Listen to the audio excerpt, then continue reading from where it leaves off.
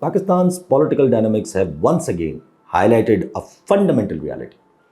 Fear driven politics inevitably leading to compromise, confusion, and eventual chaos. The recent Senate elections involving PTI exemplify how political desperation can dismantle even the most robust narratives overnight.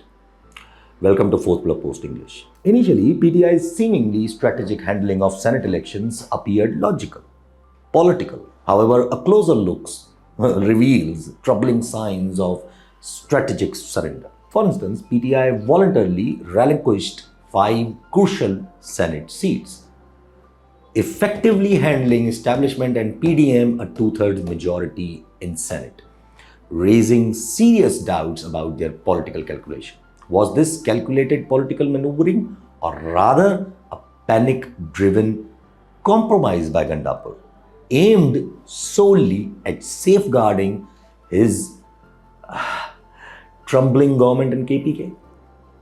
Frankly, Gandapur's actions reflect desperation more than calculated strategy. By avoiding conflict and ensuring superficial party unity through questionable compromises, PTI has achieved little tangible benefit.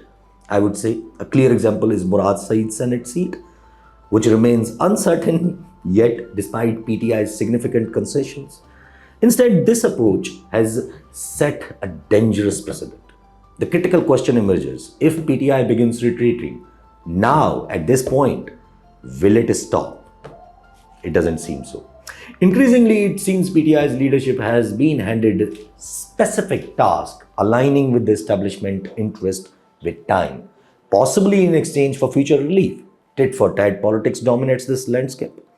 PTI's substantial Senate concessions, such as Mirza Afridi's ambiguous victory, have afforded the establishment much needed political breathing space.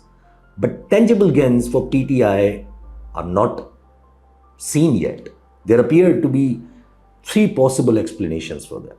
First, this might be the large part of the larger strategic reconciliation between PTI and the establishment, ultimately leading to Imran's release, though evidence for such optimism is scarce. Secondly, perhaps PTI aims to secure crucial support for the controversial 27th Amendment, siding with the establishment, because People's Party can possibly refuse, which aligns PTI's recent concessions. However, the most probable scenario is PTI's fear-driven political choices, where Gandapur desperately seeks to protect his government at the cost of parties and Khan's integrity. And you can see that after the Senate elections, there was decisions against the party leaders, punishing them for 10 years. Dr. Yasmin Rashid is jailed for 2 years already, and she has been handed over imprisonment for 10 years. But here's the critical contradiction. If PTI presents itself as weak and compliant, what strategic advantage does it offer to the establishment? Imran Khan's tweets suggest that he remains unyielding. Now, this further complicating the matters. This inconsistency fuels suspicions regarding Khan's genuine involvement or whether Gandapur acted independently, driven by personal anxiety rather than strategic coherence. Internally, PTI's confusion is increasingly apparent. Gandapur vocally opposes military's operations one moment, only to passively endorses establishment's friendly policies the next, such as minerals bill.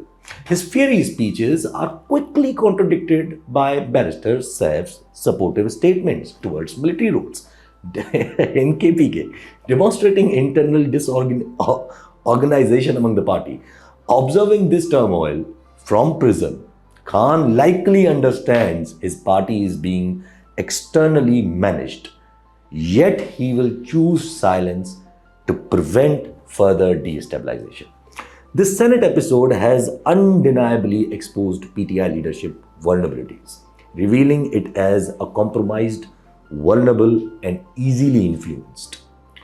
Gandapur's frantic attempts to relevance have significantly damaged PTI's credibility. The real measure of his success will be minor concessions like Murad Saeed's oath taking, which is highly unlikely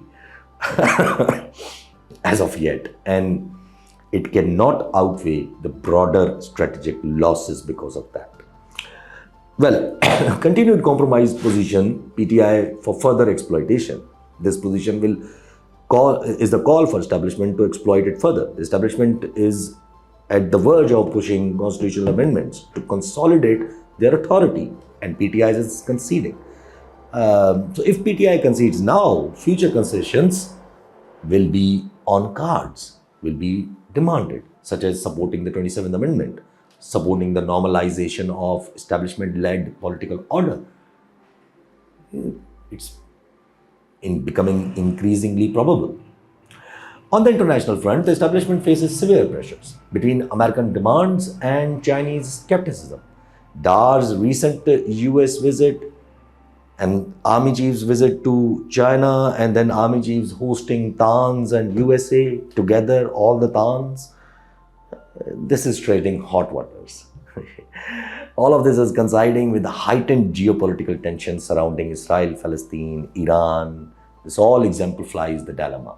India's proxies war. United States, under Trump's unpredictable diplomacy, demands Pakistan's clear alignment, while China closely monitors Pakistan's wavering allegiances.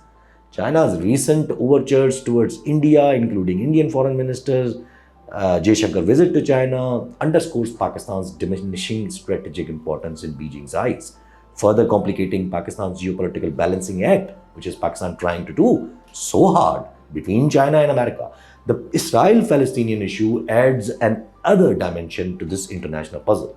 Netanyahu's aggressive stance in the West Bank, backed explicitly or implicitly by Trump's wavering position, creates enormous diplomatic pressure on Pakistan, particularly with the Dar's potential participation in this two-state solution conference led by Saudi Arabia and France.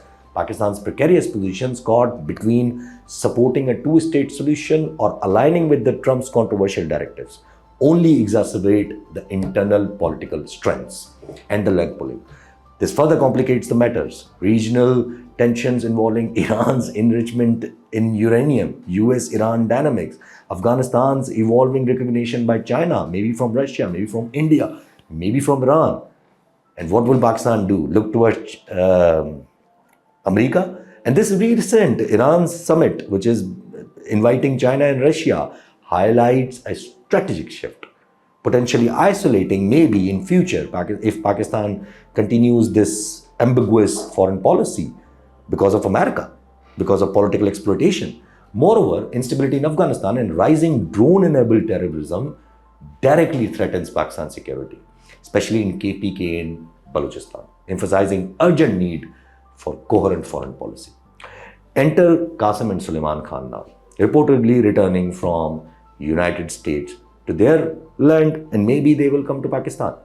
Their arrival signals give two distinct possibilities. They could carry an American-backed deal offering temporary exile to Khan, a potentially strategic move, or their active participation in protest could significantly reshape Pakistan's political landscape, indicating deeper American involvement aimed at destabilizing the current establishment framework, directly hitting the establishment if they come and if they take part in this movement against few in Pakistan. PTI now finds itself dependent on external factors, confronting a pivotal choice: capitalize on emergent political disruptions or risk permanent subjugation to establishment control. As Pakistan navigates these turbulent waters, one truth stands evident: the nation's political future hinges not only on temporary compromises, but on the unpredictable convergence of domestic resistance, international pressures, and potential establishment's overreach. PTI's immediate challenge is to regain strategic clarity, mount authentic resistance, or risk permanent political irrelevance. For now, Pakistanis observe this political drama unfold uncertain whether PTI's actions reflect strategic foresight or desperate acts of self-preservation. The ultimate outcome will profoundly shape not only PTI's future, but also the trajectory of Pakistan's democratic stability.